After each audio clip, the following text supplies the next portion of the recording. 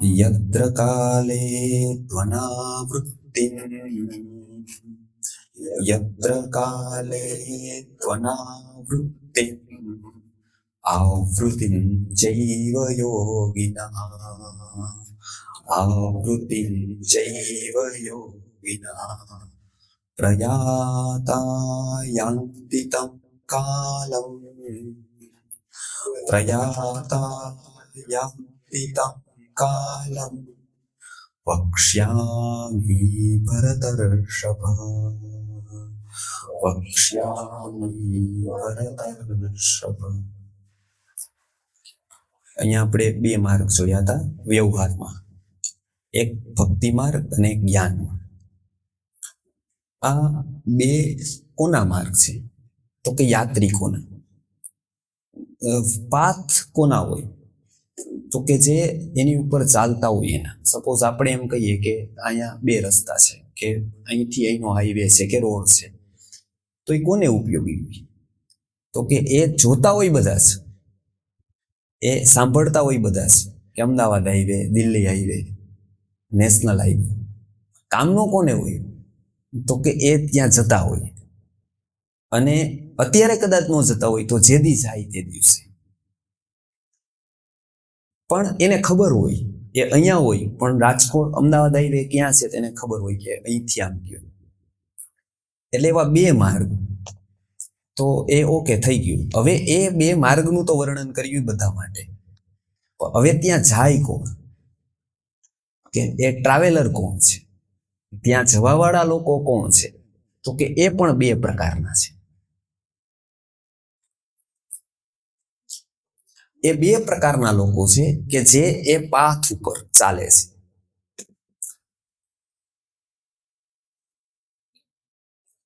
તો કે એ બે પ્રકારે કેવા છે?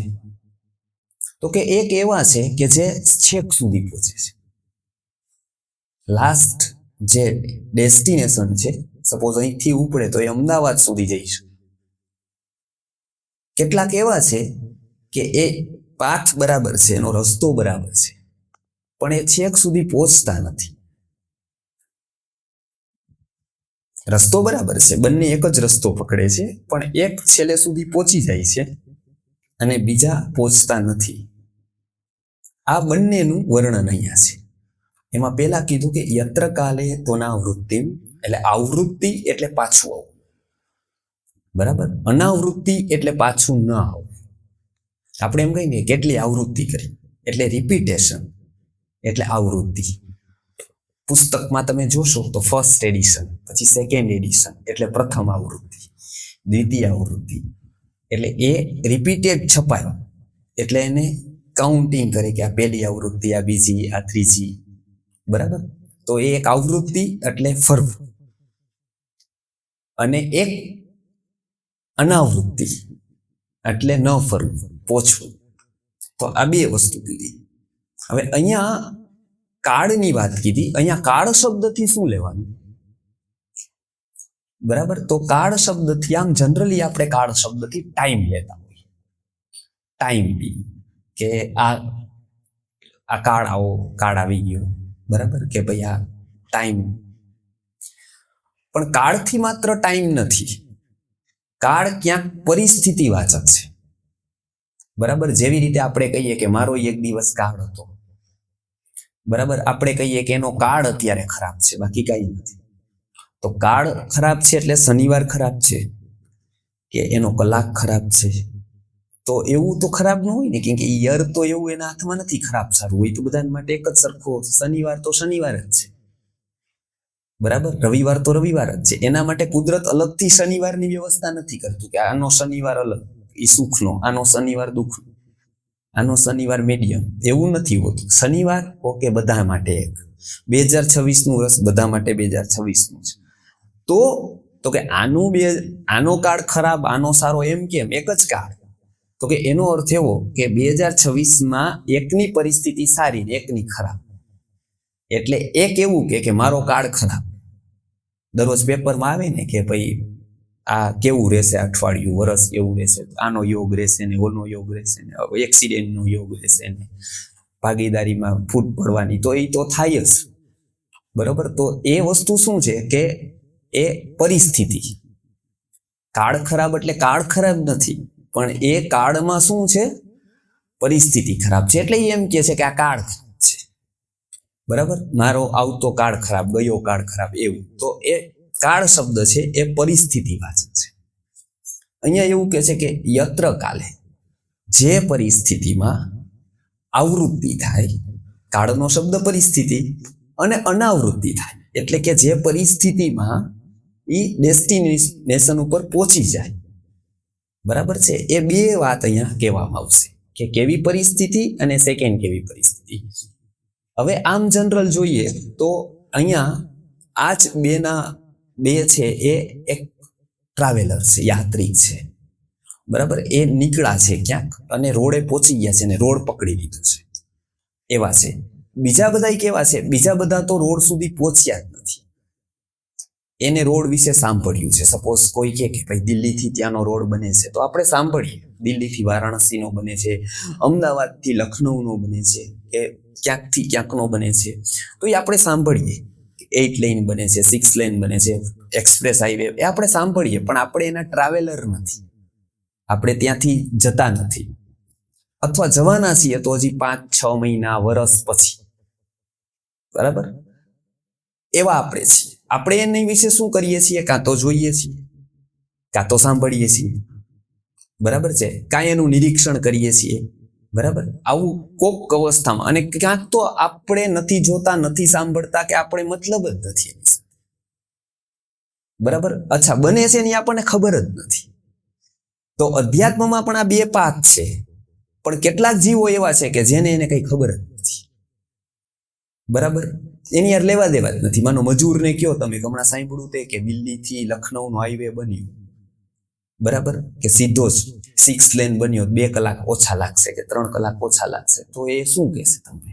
એ કઈ કામની વાતો કરો ને, એનાથી શું મતલબ છે ને મજૂરને, કે એ 3 હાઈવે બન્યો કે 3 કલાક ઘટ્યા, એને એનાથી મતલબ જ નથી ને. એ પેપરમાં આવે તો એને કામનું નથી કાંઈ, એને શું, એને કઈ લેવા દેવા જ નથી કે બને ન બને. બરાબર, કેટલાક એવા છે કે જેને અધ્યાત્મ પથારે કઈ લેવા દેવા નથી. આપણે એને કહેશું કે કંઈક આવું ગીતા કે નોલેજ કે કઈ, એનાથી કઈ એમાં શું થાય, એમ અમે સારી રીતે જીવીએ જ છીએ ને. બરાબર, આમ ફાઇન જ છે, અમે કંઈ ખોટું કરતા નથી, અમને કંઈ તકલીફ નથી. બરાબર, અમે સારી રીતે જીવીએ છીએ. બરાબર, અમે ફરવા જઈએ છીએ શનિ રવિમાં, બહાર જઈએ છીએ, અમે બરાબર જ જીવીએ છીએ. આ કઈ નોલેજનું, અને અમને નોલેજ છે જ, અને અમારે કઈ ગીતામાં અમે વાંચેલી જ છે, દરરોજ ઘરે રાખેલી જ છે, અમને છે જ નોલેજ. એટલે એક તો એવા છે કે જેને પાથ હારે કોઈ સંબંધ નથી, એવા કેટલાક છે. કેટલાક એવા છે કે જે સાંભળે છે, એને ખબર પડે છે, ઓકે લખનઉ ને દિલ્હીનો હાઈવે છે તો આટલો ગયો, 6 લેન થયો, તો મારે ક્યારેક જવાનું હોય, કેમ કે દિલ્હી સુધી જાઉં છું, વર્ષે જાઉં છું, 2 વર્ષે જાઉં છું, 3 વર્ષે જાઉં છું, પણ જાઉં છું ક્યારે, તો એના માટે એ હોય, પણ એ ફ્યુચર. અત્યારે નહીં, અત્યારે અહીંયા બરાબર છે, વર્ષમાં તો અહીંના જ પ્રોગ્રામ એટલા બધા છે કે હવે જવાય એવું જ નથી દિલ્હીથી લખનઉ.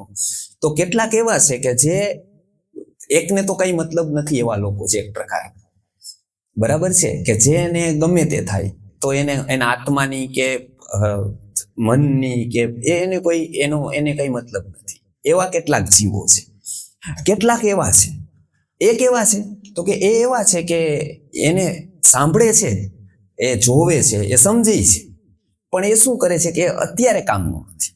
1 વર્ષ 2 વર્ષ પછી હું જઈશ, કે 3 વર્ષ પછી જઈશ, ત્યાં સુધી તો મારે અહીંનું જ બધું કામ છે, અહીંનો બિઝનેસ વધારવાનો છે, કે દિલ્હી જવાય એવું નથી, અહીંયા જેટલા બધા કામ છે કે ત્યાં તો મારે જવાનું. તો એ જોવે છે, સાંભળે છે, પણ એ શું કરે છે તો કે એ એવું કરે છે કે આવું ભવિષ્યમાં હું જઈશ. બરાબર છે, એ બીજા નંબરના છે. તો એ બીજો થઈ ગયો. હવે ત્રીજા લોકો એવા છે કે જેની ઈચ્છા છે, બરાબર, કે હા મારે જવું છે. બરાબર, એ સાંભળે છે, એ જવું છે, પણ શું છે કે હવે દિલ્હી લખનઉ 4 ધામમાં જવું છે, પણ પરિસ્થિતિ નથી, એની પરિસ્થિતિ નથી. એ એમ કે અત્યારે હવે એટલા બધા ટિકિટના પણ પૈસા નથી, હું જાઉં તો અહીંયા દુકાને બેસે એવું કોઈ નથી, બરાબર, આ બધી જ વસ્તુ, બરાબર, એની પરિસ્થિતિ નથી. જે આમ સાચી વાત છે કે ભાઈ મારે જાવું છે, બધા જઈને આવી કે છે સારું છે, પણ પરિસ્થિતિ નથી. એટલે એની વિલ છે પણ પરિસ્થિતિ નથી. ચોથા પ્રકારના એવા છે કે જેની પરિસ્થિતિ તો છે, એ ફ્રી જ છે, એની પાસે સ્ટાફ છે, એની પાસે કામ કરવા વાળા લોકો, એની પાસે પૈસા છે, જઈ શકે એવું છે જ બધું છે. એની શું નથી તો કે એની મનસ્થિતિ નથી. એ શું છે કે કમ્ફર્ટ છોડવા નથી માંગતો. જે 4th નંબરના છે ને એ ડેન્જરસ ઝોનમાં છે, કે જેની પરિસ્થિતિ તો છે પણ મનસ્થિતિ નથી. એ એમ કે છે કે અહીંયા જ સુખ છે, અહીંયા જ બરાબર છે, તો હવે જઈને શું કરવાનું? જવું છે પણ હવે ઓકે, હવે પછી જાશું, અત્યારે જઈ શકાય પણ ઓકે એ પછી જાશું, હવે ક્યારેક આના કરતા હજી સહેલું બનશે ને તેથી જશું. અત્યારે 6 લેન બન્યો, ક્યારેક અહીંથી સીધો ત્યાં સુધીનો 6 લેન બનશે, સીધું ફ્લાઇટ સીધી લખનઉ જશે, રાજકોટથી ચાલુ થશે, તેથી જાશું. આ ચોથા નંબરના છે 4, કે જેની પરિસ્થિતિ સારી છે પણ એનું માઇન્ડસેટ નથી તૈયાર. અધ્યાત્મમાં પણ આવા 4 લોકોની વાત કરેલી છે, બરાબર છે. ભગવદ્ ગીતામાં બીજી રીતે પણ આવા 4 ભક્તોની વાત કરેલી છે. આર્તો, જિજ્ઞાસુર, અર્થાર્થી, જ્ઞાની ચ પરદ્રષ્ટ, બરાબર છે. એ આ બાજુ આવી ગયેલાની 4ની વાત છે, આ બાજુ રહેલાની 4ની વાત છે. એ કે 4 છે. એક, એની સાથે કોઈ સંબંધ નથી. બીજો તો કે હા સાંભળે છે એવું બધું છે પણ એને તો બહુ લેવા દેવા નથી, મુખ પ્રેક્ષક છે. ત્રીજો છે એની પરિસ્થિતિ સારી છે, બધું જ છે, પરિસ્થિતિ જ નથી, એ સમજે છે બધું જ પણ પરિસ્થિતિ નથી. ને ચોથાની તો મનસ્થિતિ જ નથી. આમાં વ્યક્તિ આ 4માંથી આ બાજુ આવવું, એટલે એનાથી એને માઇન્ડસેટ તૈયાર કરવું. વ્યક્તિને હંમેશા શું છે, કમ્ફર્ટ ગમે છે.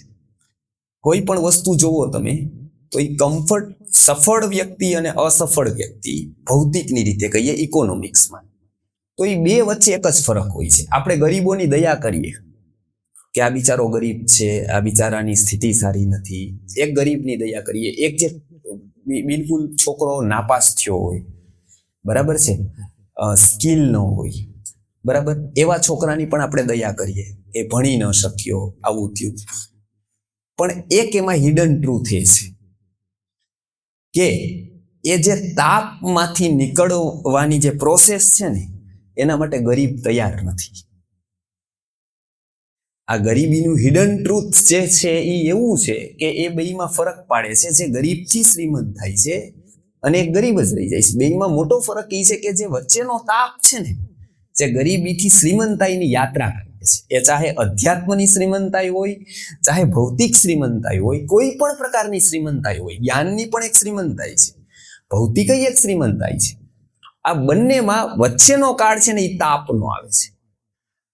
આ તાપ સહન કરવો પડે છે બંનેને, એકને કરવો જ પડે છે. એ સીધું નથી મળતું, બીજાને કરવો જ પડે છે. એ તાપ સહન કરવાની ઓની આદત નથી, કમ્ફર્ટ છોડવા નથી માંગતી. એટલે બંનેમાં ફરક શું કે બંને વ્યક્તિમાં એટલો ફરક છે કે એક વ્યક્તિએ જે નથી ગમતું એ કરવાનું શરૂ કર્યું, નથી ગમતું ને એ કરવાનું શરૂ કર્યું, અને શરૂ કર્યું નહીં, માત્ર એ શરૂ રાખ્યું. જેનું જે મન ના પાડે છે ને, એક એ શરૂ કર્યું અને બીજું એ શરૂ રાખ્યું. વારંવાર એને મન ના પાડે છે કે આ નહીં, એ શરૂ રાખે છે. એટલે એને શું ટેવ પાડી કે જે ગમતું નથી ને એવું કરવાની, એવું કરતા એવું કરવાની આદત પાડી. અને બીજો વ્યક્તિ છે, એને જે ગમતું નથી ને ક્યારેય કર્યું જ નહીં. એકવાર ટ્રાય કરી જોઈ, એ ન થયું, ન કર્યું, મૂકી દીધું. હવે નથી મજા આવતી. શીખવા આવ્યા, સંસ્કૃત શીખવા આવ્યા, એક દિવસ સમજાણું, ઓકે ઘણું સારું છે.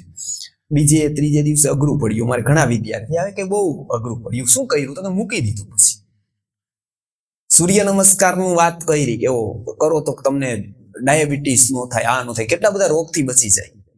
ઓકે, તો દરરોજ કરવાના? તો કે હા. કર્યા કેટલા દિવસ? તો 5 દિવસ. પછી 6 દિવસે પછી મજા ન આવી એટલે મૂકી દીધું. વહેલું ઉઠવાના કેટલા બધા ફાયદા. આયુર્વેદે કીધું કે બ્રાહ્મ મુહૂર્તમાં ઉઠો તો તમારી શક્તિ જાગૃત થાય ને તમે સ્વસ્થ રહી શકો ને તમારી યાદ શક્તિ સારી રહે ને. ઓકે, કર્યું? તો કે ના, બસ વિડીયો સાંભળા.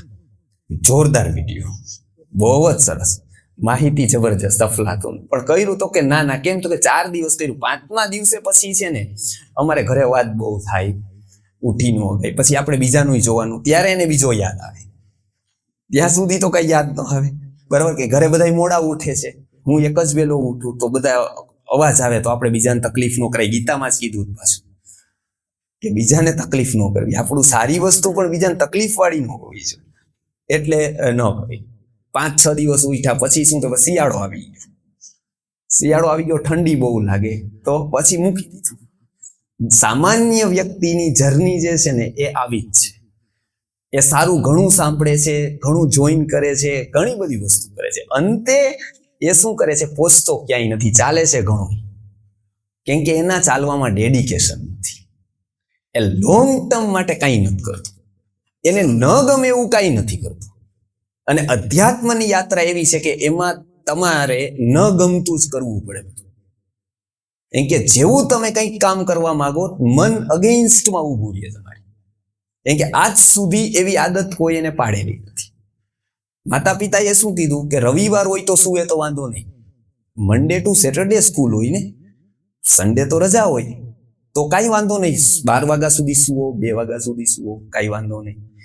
નિમિત્ત નથી તો કાંઈ કરવાનું નથી. નિમિત્ત છે તો જ કરવાનું છે. સ્કૂલ છે તો ઉઠવાનું છે, પરીક્ષા છે તો વાંચવાનું છે, પરીક્ષા નથી તો વાંચવાનું જ નથી. ફરો હરો, ટીવી જોવો, વેકેશન આખું ટીવી જોવો, ક્રિકેટ જોવો, વાંચવાનું નથી. કેમ? તો કે વેકેશન છે.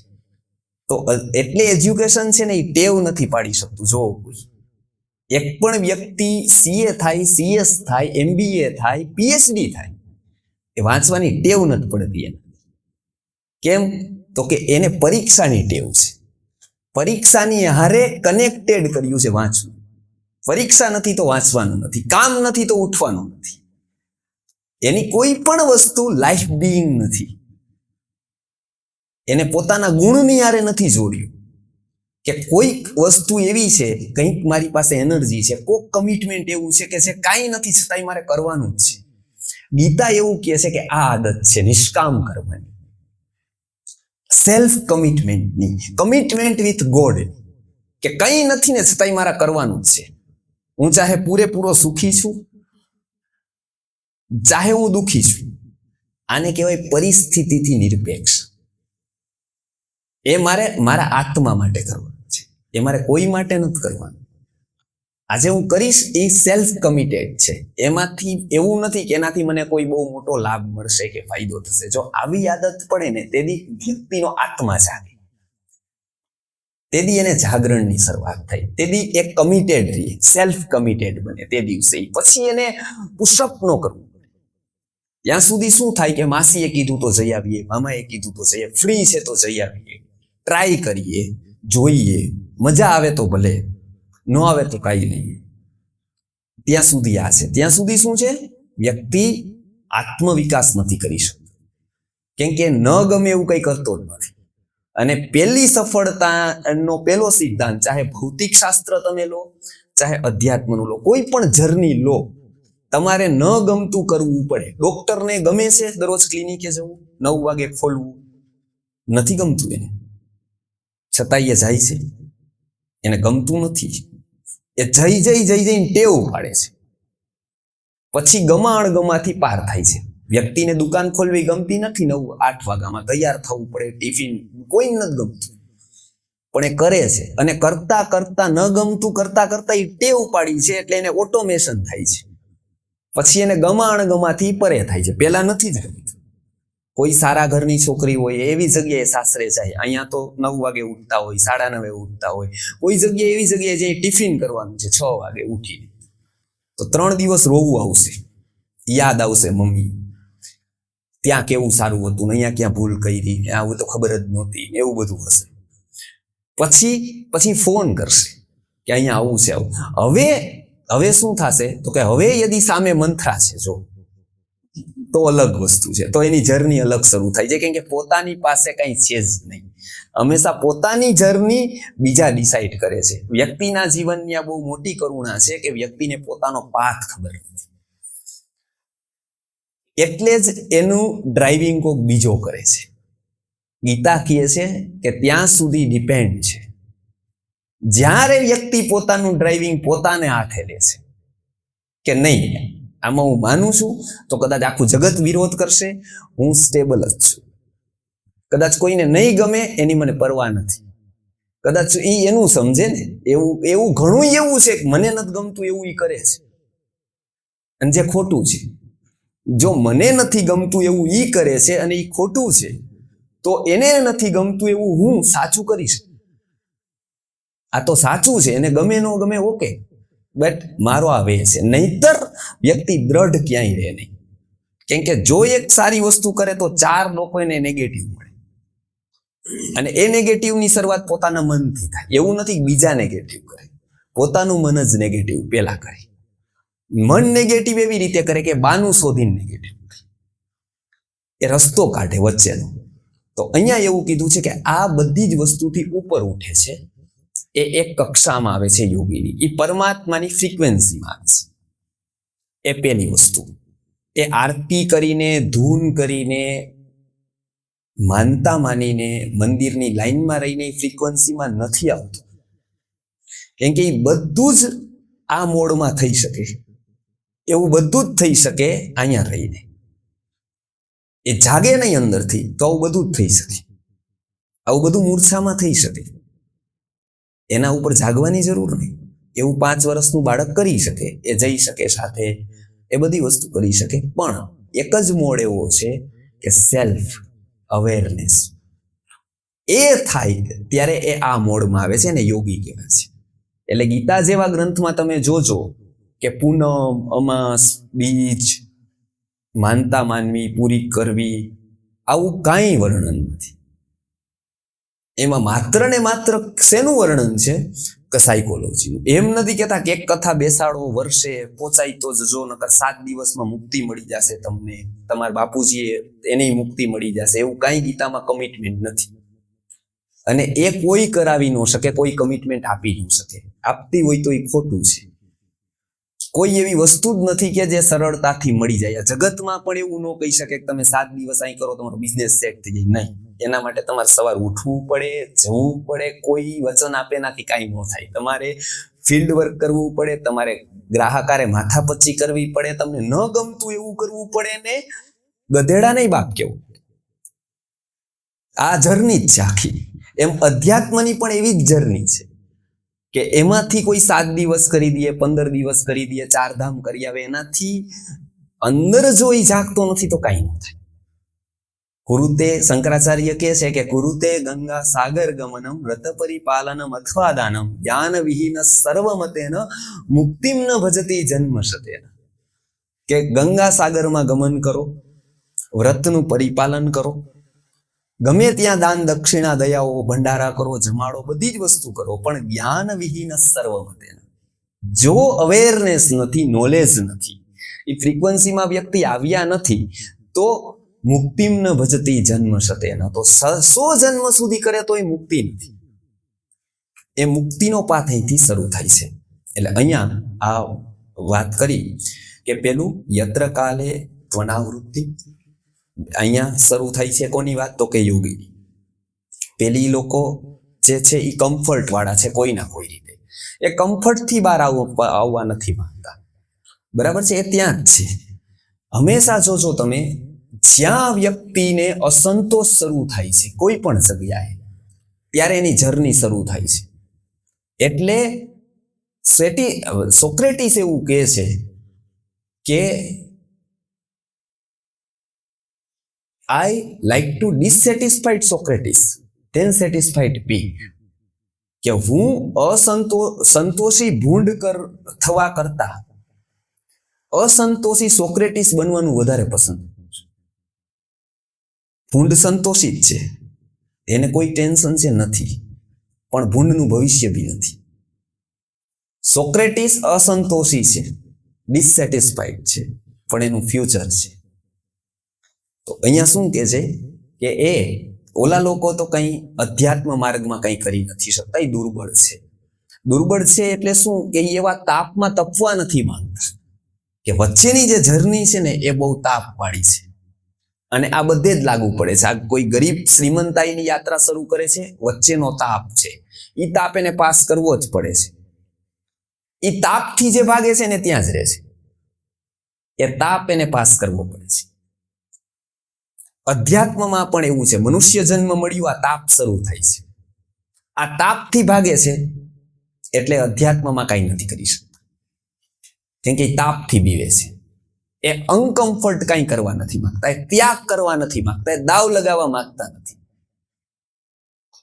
એ ક્યાંય એવું કરવા જ નથી માંગતા. ત્યાં એનું ઇન્વેસ્ટમેન્ટ જ નથી, ત્યાં એનું કોઈ પણ રીતે ઇન્વેસ્ટમેન્ટ નથી. કેમ કે મહત્વનું લાગત તો ઇન્વેસ્ટ કરો, એને મહત્વનું જ નથી લાગતું એટલે નથી ટાઈમ ઇન્વેસ્ટ કરતા, નથી એનર્જી ઇન્વેસ્ટ કરતા, કાંઈ ઇન્વેસ્ટ નથી કરતા. પરિણામે એને મળતું નથી, એને કંઈ મળતું નથી, એને બોધ પ્રાપ્ત નથી થતો, એને કંઈ પુણ્ય એને નથી મળતું. એનું કારણ શું? કેમ કે એ વાવતા જ નથી. એ ભોગી લોકો છે. પણ આનાથી આ બાજુ આવે છે એટલે એની શરૂઆત થાય છે ભોગથી યોગની, જોઈન થવાની એક શરૂઆત થાય છે. કેમ કે એનું સમજે છે કે આ કામ મહત્વનું છે. એ સમજાઈ ગયું એટલે વાવવાની શરૂઆત કરે છે. એ ચાહે એનર્જી વાવે છે, ચાહે એનું સામર્થ્ય વાવે છે, ચાહે વાણી વાવે છે, એ પોતાની શક્તિ વાવે છે. આ બધું જ વાવવાની શરૂઆત થાય છે ત્યાંથી. એની ત્યારની શરૂઆતને આપણે યોગ કહીએ છીએ. યોગ એટલે આપણે જે આસન કરીએ કે એ યોગ નથી, એ તો આસન છે. યોગનો એક નાનો અમથો ભાગ, સ્ટ્રક્ચર કરવા માટે, પોસ્ચર સારા કરવા માટે. પણ યોગ એકચ્યુઅલી જોઈનની પ્રક્રિયા છે, યુજ ધાતુથી બને છે. તો એ શેનું છે? તો કે જોડાવાની પ્રક્રિયા છે. તો અહીંયાથી યોગની શરૂઆત થાય છે કે એ પરમાત્મા સાથેના, એનર્જી સાથેના જોડાણની શરૂઆત થાય છે. એ જોડાણની શરૂઆત થાય છે. એ જોડાણ થયા પછી એના બે માર્ગ થાય છે. એ ત્યાં ચડે છે એટલે બે પ્રકારના યાત્રી છે. એક યાત્રી છે એનું કીધું યત્ર કાલે ત્વના વૃત્તિમ આવૃત્તિન ચૈવ યોગી. એક કેવા છે? તો કે ચડે છે તો બે, પણ એક પહોંચવા વાળા છે અને એક પાછા આવવા વાળા છે. એક જ વારમાં પહોંચી જાય અથવા તો પહોંચવા વાળા હોય, બીજા માર્ગ બરાબર છે પણ આવૃત્તિ કરવા વાળા, પાછા આવવા વાળા છે. એટલે અહીંયા કીધું કે યત્ર કાલે ત્વના વૃત્તિમ આવૃત્તિમ ચૈવ યોગીના. યોગી એટલે આવા કે જે 4 પ્રકારના ભોગથી અલગ થયા, એ આ માર્ગે આવ્યા, એ યોગી છે. અને એ 2 પ્રકાર જે યોગીના પાડ્યા એ પ્રયાતા યાંતિતમ કાલમ, એ 2 પરિસ્થિતિ છે. કાલ એટલે અહીંયા પરિસ્થિતિ, જેમાં પ્રયાતા પ્રયત્ન કરવા વાળા, એ તાપ સહન કરવા વાળા જે લોકો છે, એ લોકો 2 માર્ગે જાય છે. મતલબ એક તો પહોંચી ગયો છે, માર્ગ એક જ છે, પણ બે લોકોમાં ફરક પડે છે. એક પહોંચવા વાળા, એક પાછા આવવા વાળા. પાછા આવવા વાળા પ્રયત્ન કરવા વાળા, પાછા આવવા વાળા પ્રયત્ન કરવા વાળા. બીજો છે પહોંચવા વાળા. આ બંનેની જીવન યાત્રા છે. આ બંનેની જીવન યાત્રામાં એની કેરેક્ટરિસ્ટિક્સ છે કે પેલો કેમ પહોંચી જાય છે, બીજો કેમ પહોંચતો નથી.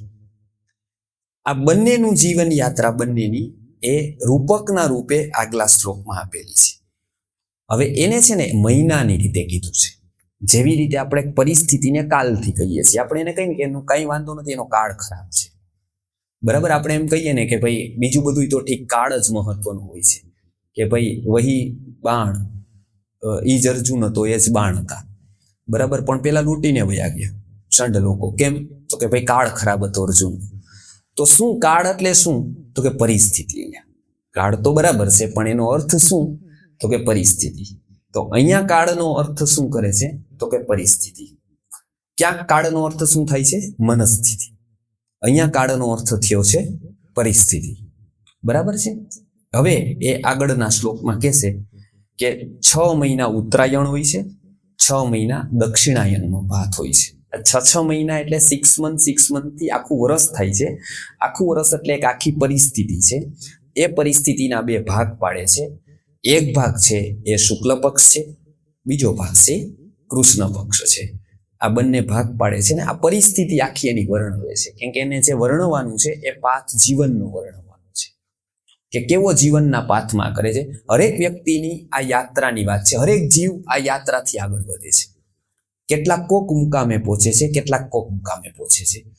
તો પેલા જીવની યાત્રાની શરૂઆત ભગવદ્ ગીતામાં આપણે જોયું એવી રીતના જીવ જંતુથી થાય છે. બરાબર? એ જીવ જંતુમાંથી શું થાય છે કે ભાઈ મહતા પુણ્ય પિંડેન કાયન નસો ત્વયાકૃતા. લાખો જીવ જંતુઓ છે બધા કે જેને માત્ર 1 કે 2 કોષ જ મળેલા છે. એની પાસે માઇન્ડ નથી, એની પાસે સ્વતંત્ર ઈચ્છા શક્તિ નથી, એવું કંઈ જ નથી. બરાબર? આવી યાત્રા કેટલી બધી થાય પછી મનુષ્યનું શરીર મળે છે. મનુષ્યનું શરીર મળ્યા પછી એને માઇન્ડ, એનો બુદ્ધિ, ચેતના આ બધું પ્રાપ્ત થાય છે. પ્રાપ્ત થયા પછી કેટલાક લોકો તો એને ઓપોર્ચ્યુનિટી ગણે છે. કેટલાક એને એવું માને છે કે ખૂબ જન્મારા પછી મનુષ્ય જન્મ છે. બરાબર? જંતુ નામ નરજન્મ દુર્લભમ. તો એ તો દુર્લભ છે એટલે એ ઓપોર્ચ્યુનિટી માને. કેટલાક લોકો એવા છે કે જે એને તક નથી ગણતા, ઓપોર્ચ્યુનિટી નથી ગણતા, એને સહજ રહે છે. તો આ બંનેની યાત્રા અલગ છે. બરાબર? શુક્લ પક્ષવાળાની, કૃષ્ણ પક્ષવાળાની. આ બંનેની યોગીઓની યાત્રા કેવી હોય છે? કેમ કોમન મેનથી એ જુદા પડે છે? શું એવું એ સહન કરે છે? એ ઉપવાસ કરે છે કે એ બીજું કંઈ કરે છે? એવું કેવું તપ કરે છે? શું ફરક હોય છે? તો કે બંનેના માઇન્ડસેટમાં ફરક હોય છે. બહાર ફરક નથી બહુ, પણ એનું માઇન્ડસેટ અલગ હોય છે. એ કામ અલગ નથી કરતા, અલગ રીતે કરે છે. એ કામ તો એ સાધારણ જ કરતા હશે, પણ એ અલગ રીતે કરે. ઇન્ટેન્શન એનું અલગ હશે. અને હંમેશા એવું હશે યોગ દર્શનની રીતે કે એ લોંગ ટર્મ કરશે.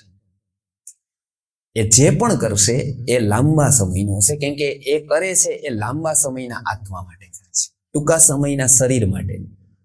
આ બંને માટે આ જીવો કરતા રહેશે. તો એના 2 પ્રકારના યોગીઓની યાત્રા આપણે આવતા 2 શ્લોકમાં જોવાની છે. એમાં એક શુક્લ પક્ષવાળાની કીધેલી છે, નંબર 2 કૃષ્ણ પક્ષવાળાની કીધેલી છે. તો આ શુક્લ પક્ષ અને કૃષ્ણ પક્ષના રૂપકમાં આવતા 2 શ્લોકમાં એમનું વર્ણન કરેલું છે જે બંને યોગી છે.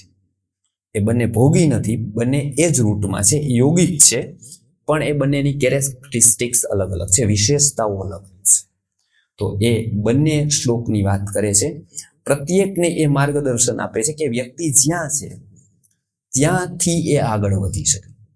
જ્યાં છે ત્યાંથી એ પોતાના જીવનમાં ગુણને ઉતારવાની શરૂઆત કરે. અને બાળકોને પહેલા આપણે એવું થતું હતું કે ઘરે જેવું વાતાવરણ મળતું હતું, ઘરે જ એને એવી સહજતા પ્રાપ્ત થતી. સપોઝ ગુરુકુલમાં ઘણા છોકરાઓ આવે અમારે એડમિશન માટે, તો એ ડબરો ભરીને દીધો હોય અને કીધું હોય કે આ તું જ ખાશે, બીજાને ન આપે.